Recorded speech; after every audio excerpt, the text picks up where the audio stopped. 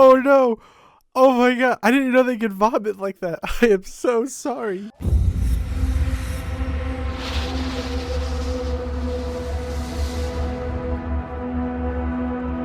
Made in 2009 by Radical Entertainment, Prototype is one of the greatest sandbox action games ever made. You have superpowers in plenty of games, but only Prototype lets you do this. And this? Oh yeah, and this too.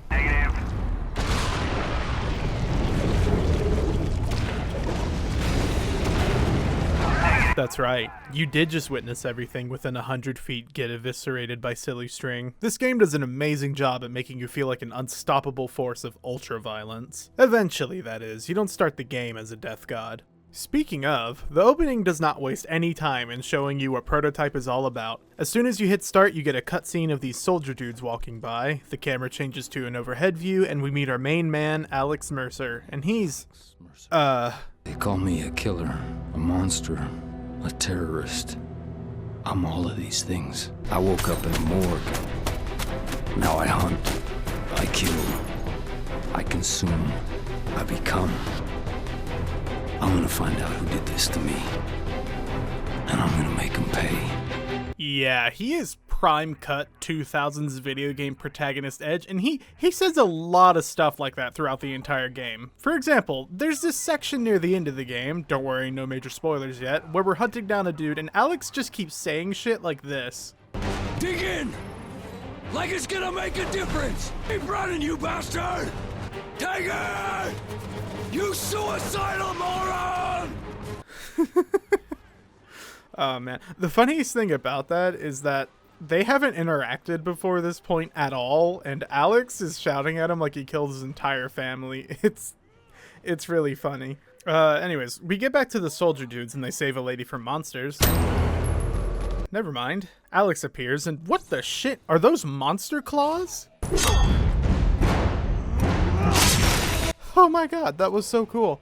Yeah, what Alex is doing to these people, you get to do yourself like 5 seconds later.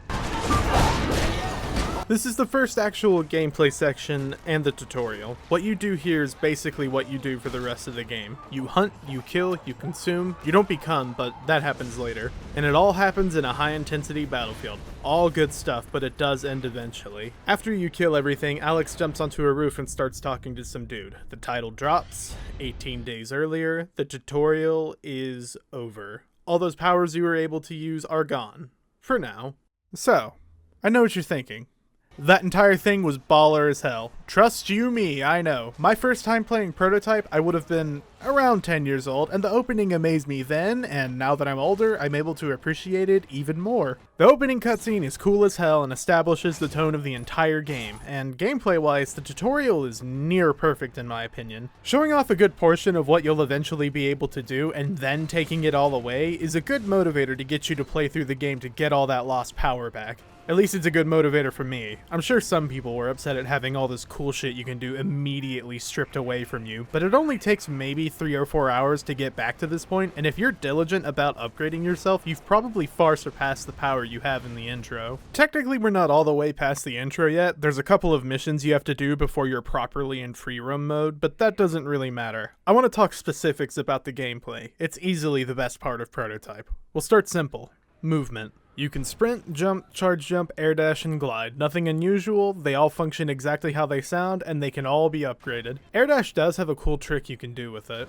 Most of the time you'll air dash into a glide to extend air time, but you can also air dash into a sprint, and that starts you off at whatever your current max speed is. Now visually speaking, all of the movement options are fantastic and have a lot of flair to them. Sprinting is the best example of this. You're not just running fast down the street, you're cracking the ground underneath you and kicking up assloads of dust and debris. It really sells that Alex is using inhuman strength to go very, very fast. The parkour animations are neat as well. My favorite one is the one where you bounce off the top of a car and smash it. It's satisfying in a way I can't explain. I also really like what happens when you land from a really high place. I'm pretty sure that can kill people. Speaking of killing people, it's time to talk about my favorite thing in the game, combat.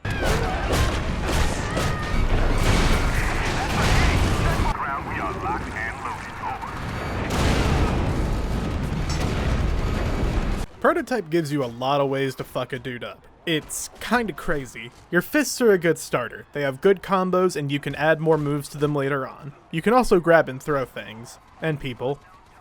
That's good and all, but that's not exactly what we're here for. One of the first missions in the game involves you going to save a person called Elizabeth Green. She's not important right now, but she sends these things called hunters after you. You have to lead them to a military base, and after you kill and consume one of them... Yeah, you get HFCs. These and the other weapon powers are your primary damage dealers for the rest of the game. After the mission where you unlock the claws, you get to buy all the other weapon powers in the upgrade menu. Except for the blade arm, you unlock that later. Claws are a good opening weapon. They're fast and really good at cutting through hordes of people. They also have a really cool looking ground spike move. Whip Fist doesn't seem like much at first. Its basic attack kinda sucks.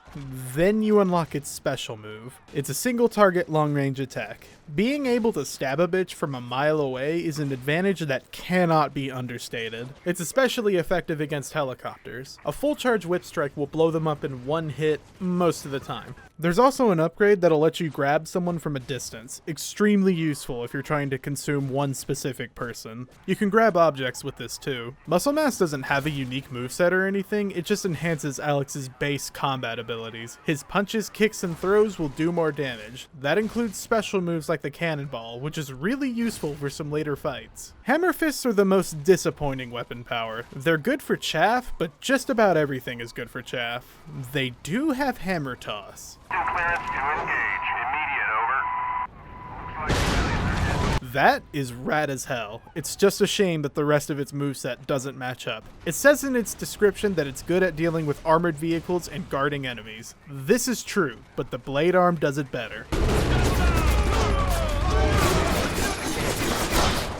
The blade arm is the strongest weapon power in the game, which is good because it's also my favorite. What can I say? I'm a simple man. Me see big sword, me want do big cut with it. Simple as. Its special move is called Blade Frenzy. You charge forwards and cut multiple times. I'm pretty sure if you catch an elite enemy in the full charge, it will kill them. At minimum, it will get them so close to death that another hit will finish them off. It also has the Air Slice move. I'm pretty sure that's the strongest non-Devastator move in the game. A full charge Air Slice will instantly kill anything it comes into contact with, except for bosses. Nope, I don't want to talk about them yet. We're having a good time. Earlier I said the blade arm is the strongest weapon power in the game. That's because it completely outclasses everything else except Whip Fist. It's a straight upgrade to Claws because while it is a little bit slower, it has more hits in its combo, more range, and does more damage. It's better than the Hammer Fist because it is much faster at dealing with vehicles and guarding enemies, and it does significantly more damage per hit. There's honestly not much of a point to using the other weapon powers outside of Whip Fist and Muscle Mass once you obtain the blade arm. Whip Fist for range and utility, Muscle Mass for the bosses. Devastators are the big super moves of your attack abilities. There's 3 of them. The one you're seeing right now is called Tendril Barrage. It's the first one you'll unlock. In fact, I think you have to unlock it before one of the missions, but I could be misremembering. It has the largest AoE out of all the Devastators. Super useful if you want to clear an area. Ground Spike Graveyard is likely to be the next one you unlock. It can only attack enemies on the ground, but it does more damage than Tendril Barrage. I think. I'm not gonna lie, this is my least used one because Tendril Barrage is just more useful for more situations for me. Our last one is called Critical Pain. It's single target and it is the most damaging move in the game. If you want something in front of you to stop existing, you use Critical Pain. You can only do Devastators if Alex is in critical mass. That's the blue part of the health bar, and you can enter critical mass by consuming people. I should probably talk about what consuming is. Consuming is your primary method of healing. You grab someone, execute them, and then they get slurped into your body. There are a lot of consume animations. There's the ones you can do with just your fists, and then there's the weapon-specific ones. My favorite one is when you elbow drop someone with the blade arm. They're all really good though, except for when you consume hunters. You just kind of grope their face while tendrils come out and take their internal juices. Consume also ties into the disguise mechanic. Any normal human you consume, you can turn into. There's not really a point to having any other disguise besides a military one, because only a military disguise lets you get into a base without being shot. You've probably guessed this already, but there's stealth in this game. It's not good. Stealth goes like this.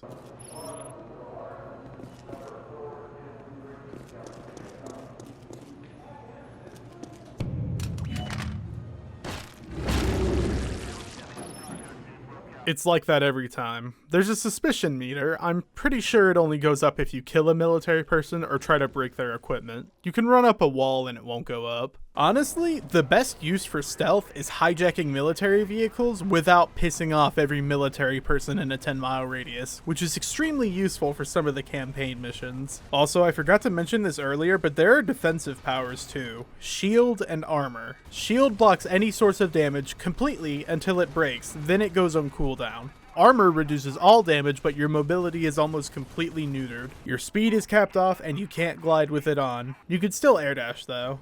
That's pretty much everything you can do gameplay-wise. Really what sells the gameplay is how it's presented. The slow-mo during certain attacks, the way everything around you just kind of explodes when you use a Devastator, the over-the-top consume animations. Everything comes together to form an extremely good sandbox action game. It has its weak parts, the weapon powers are awfully balanced, but to counter that, they are all cool and still worth using, for fun if nothing else. Stealth is not good, but I'd rather have it than not have it, and it's not like it's awful, it's just poorly implemented. With all that being said, there's not much of a point to over-the-top gory combat with nothing to butcher, so let's talk about the enemies of Prototype. Oh my god, get off me!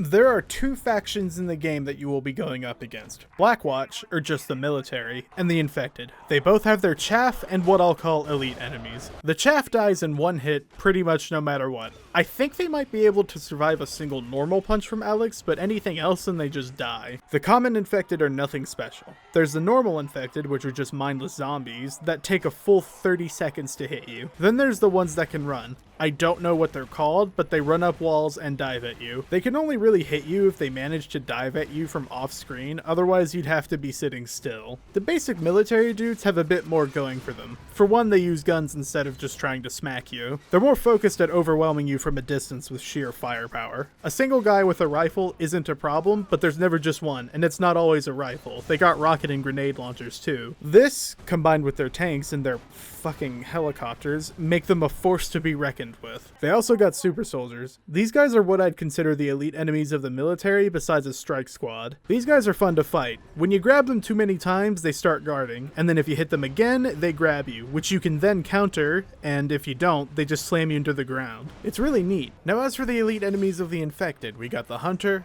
Leader, and the Hydra, and this is where I get a bit negative. I don't really like fighting the elite Infected, except for the Hydras. My only problem with them is that they're in some of my least favorite missions in the game. As for the Hunters, their problem can be summed up in one word: stunlock.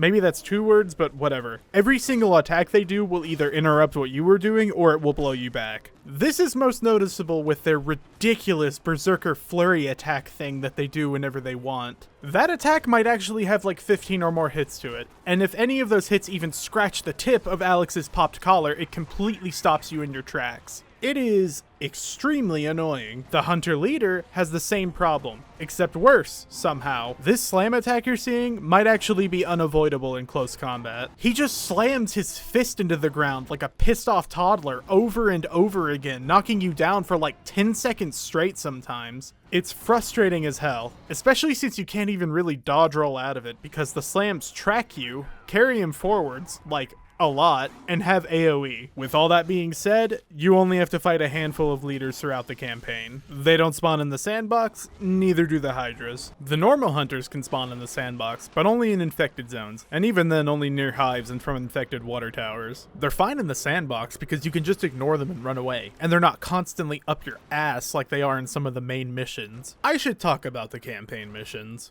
Just about every mission in the game starts the exact same way. You go to the mission giver for that chapter, they tell you what to do, then Alex leaves. Every single time. Like, look at this. I need to find the hunter that took Dana. This hunter you're looking for seems to be a variant of the species. It fulfills a leader role. The other hunters take cues from it. If you can find and consume a leader, it may give you indications where the focus of the virus is. My only concern right now is Dana. No exaggeration, that's how every mission starts. Well, sometimes Alex will say something edgy before he leaves, but it really doesn't deviate from this. It's kind of funny at first, but then it gets dull when it happens every single time. Like that cutscene I showed you could have just been a phone call while you're having fun in the city. It's not like Alex doesn't talk outside of cutscenes. Now as for the actual missions themselves, they're kind of a mixed bag. Most of them are good. My favorite mission is the one where you have to defend the blood tox pump. It's wave after wave of fighting off the infected, but Blackwatch is helping out this time.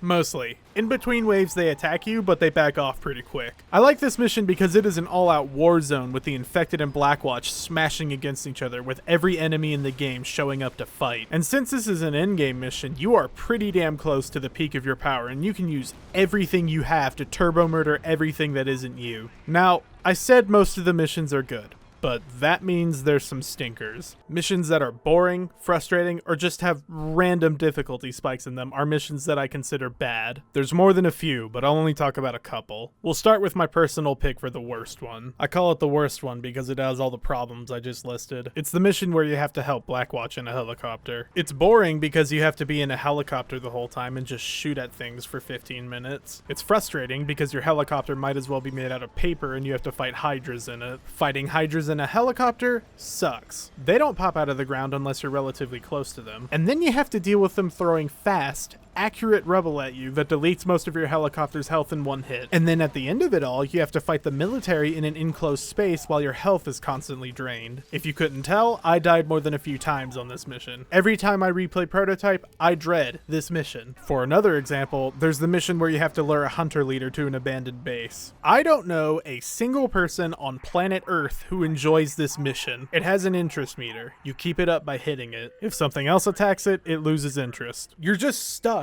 guiding this incompetent, overgrown gorilla monster that can barely path correctly to somewhere that's not exactly close by. Then you have to fight it at the end. Like, what the fuck? Who signed off on this? Ignore the fact that my footage is of me cheesing this mission in a helicopter. I've done this the intended way, and it's like slamming your head into a wall. I could go on. There's a set of missions that happens after Alex loses some of his powers, but I'll stop right there. I know I just talked a lot of shit about the missions, but again, most are good. And most of the bad missions aren't even that bad. Most of them are just tedious, and there are ways to cheese pretty much all of them. And none of them are as frustrating or as annoying as the goddamn boss fights. What the hell is that? Green? Elizabeth Green? If you couldn't tell, I do not like the boss fights. They are my personal pick for the worst part of the game. I don't like any of them, except for Captain Cross. He's fine. But as for the others, oh boy. Let's start with the Supreme Hunter. You fight this guy twice, and while he looks cool, he is not cool to fight. The main reason why is because you can't attack him head on. Well, you can, but that's definitely the worst way to fight him. Every single one of his attacks knocks you down and does an assload of damage. In the first fight with him, he summons hydras and hunters. As you can imagine, having all that crammed up your ass while also trying to avoid the Supreme Hunter punting you is extremely annoying. The only real way that I've ever fought him is to put on muscle mass and throw stuff at him. Every other strategy takes way too long. The second fight with him, which is also the final fight of the game, is more of the same. No hunters this time though. Instead, he has attacks that can take almost all of your health away if they even slightly clip you. And then, when you get him down to like 40% of his health, a countdown starts. When it hits 0, you lose. All that progress you just made, gone. Just like that. It doesn't make me want to punch a wall. Okay, reining myself in for a second, they're not that bad once you know how to fight them. And honestly, both Supreme Hunter fights are downright pleasant compared to Elizabeth Green. I hate this overgrown teratoma bitch. Don't look up a teratoma, by the way, it's really gross. Anyways, Elizabeth Green has a lot of my personal no-nos for a boss fight. She has relentless respawning ads in the form of 3 to 4 hunters, because of course it's hunters, at all times. Most of the time, they choose to spawn in after you knock her down and can actually do damage to her big health bar, coming in at the perfect time to completely interrupt all of your attacks. She also has a move that has insane tracking in the form of green energy blasts. She shoots these at you if you are more than 2 feet above the ground. Her basic attack, or at least the one she likes to use the most on me, is her spitting concrete at you constantly with maybe a second of downtime in between each burst. It has insane knockback for how quickly it comes out. Also, she has an AoE that just obliterates your health bar. In fairness, it's not hard to avoid. It's telegraphed pretty well. Everything kind of goes grayscale and she roars loudly. But sometimes you're in the middle of a move you're already committed to and can't escape the blast, and And then when you're running away on your last pip of health, you get smacked by a hunter you didn't see and die. This happened to me more than once, and no, I definitely did not scream every single time. Oh, I'm forgetting her ultimate attack. Crashing my fucking game.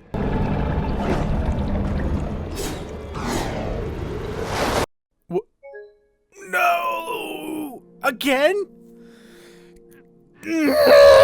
I'm kind of joking. This is a weird, consistent crash that only happens during this boss fight. While I was writing the script for the Silent Hill 2 review, I played Prototype, and it crashed in the same spot. Even before that, while I was house sitting for someone, I did a marathon of Prototype 1 and 2, and the same crash happened. It's super weird, only happens once per save file, and it definitely contributed to my hatred of this boss, forcing me to restart a 20 to 30 minute encounter because it doesn't autosave in between phases. Anyways, the recommended way to fight Elizabeth Green, at least the way recommended by the game's tooltips after you die to her, is to fire off Devastators whenever possible. I've done it this way before and it works, but it's really slow, and her AoE is pretty much guaranteed to catch you a few times if you fight her like this. I recommend that you either abuse the air slice move on the blade or put on muscle mass and abuse cannonball. This makes the fight a lot less painful. And with all that said, that's basically everything there is to do with the bosses. I guess my main problem with the bosses in general is that they're just not fun to fight. They look cool and the build up to each fight is great, but that's all they've got going for them. They are simultaneously boring and frustrating to fight. Boring because only a few tactics work for them and they're not really fun to do for 10 to 20 minutes straight. Frustrating because of all the bullshit you have to deal with while trying to kill them. Relentless respawning mobs, crazy knockback, and near instant kill moves are things I despise in any boss fight in any game, but I think I've harped on them long enough, so let's talk about the story now.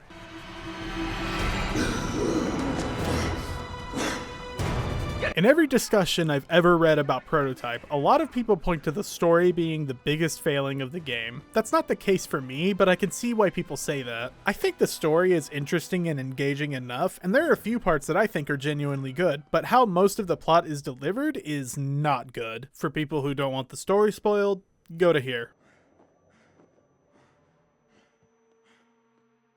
So the whole plot is finding out what happened to Alex, but the story really doesn't pick up until Act 3. Acts 1 and 2 are basically nothing but hunting and killing people, and then watching a snippet of stuff that is happening in the background, or stuff that happened in the past, and then doing that over and over again. The most important stuff that happens in the first two acts is us freeing Elizabeth Green, which starts the widespread infection of the city, and us saving her sister from her. In the middle of us saving Dana, we inject Elizabeth with a super cancer that was designed to kill Alex. She spits it out, that forms the Supreme Hunter, and we beat its ass. Those events are pretty far from one another, and other stuff does happen, but it's not all that important. Anyways, after saving Dana, we take her to Raglan, who gives us a map with directions that was left for us by some mysterious party. When we get to the secret phone, that's when Act 3 starts, and boy does it start strong. The contact tells us the entire backstory of the game, which is what happened in Hope, Idaho, and name drops Blacklight, which I think is the first time the virus is named in the story. Then he tells Alex my favorite reveal of the game. Sound familiar? It should.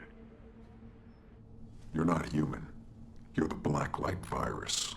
So yeah, Alex isn't really Alex. He's the Blacklight virus in the shape of Alex. It's my favorite reveal because a lot of things make sense after you're told this. It explains his memory loss, his very quick adaptation to his powers, and it especially explains why everyone keeps calling you a thing or it in the Web of Intrigue cutscenes. It's really neat, but Alex doesn't really give much of a reaction to this, at least not until the end of the mission. I'm not human. The revelation. It freed me. It killed me. I'm not human. Alex is just the role I play. Part of me was relieved. And part of me died. Just another disguise, right? So ingrained. So real. Even I believe it.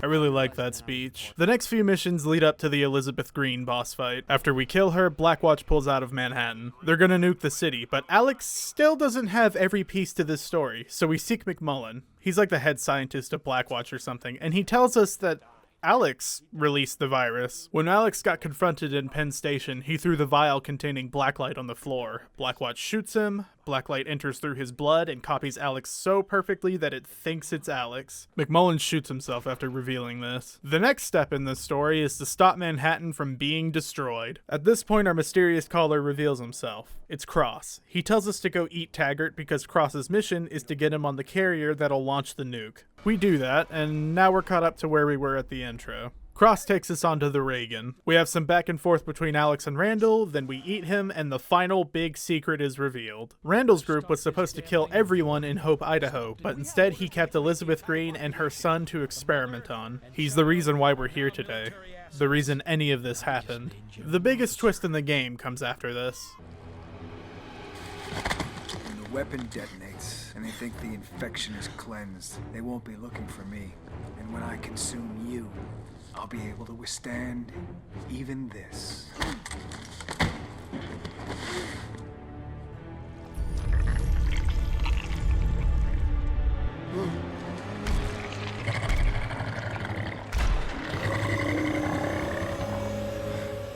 You probably guessed this earlier when I was discussing bosses, but the Supreme Hunter survived our first fight and ate Cross at some point. There were hints to this. There's a cutscene where you look through an infected's eyes, and Cross lights up in the exact same way that Alex does when we use the infected vision power. It's neat, and the build up to the boss fight is great, even though the boss sucks. But we beat his ass, drive the nuke out to sea, and Alex gets caught in the blast. The next cutscene is very introspective. Alex admits that he's done some monstrous things in his pursuit of the truth, but he also kind of admits to himself that he feels above it because, well, I think he says it best. What if I become something less than human, but also something more? And that's the end of Prototype. Also the end of this review. Prototype is an amazing game with some blemishes that is absolutely worth your time. I know I spent a good chunk of the video shit-talking some parts of the game, but it comes from a place of love, I swear. I heavily encourage you to play it by whatever method is available to you. I do recommend console, though. It comes in a bundle alongside Prototype 2. Speaking of Prototype 2, that is one of the next games I want to review, but I'm gonna wait for a little bit before I tackle another one. This took way longer than I meant for it to. Anyways, good game. Play game. I will see you in the next one. Bye-bye.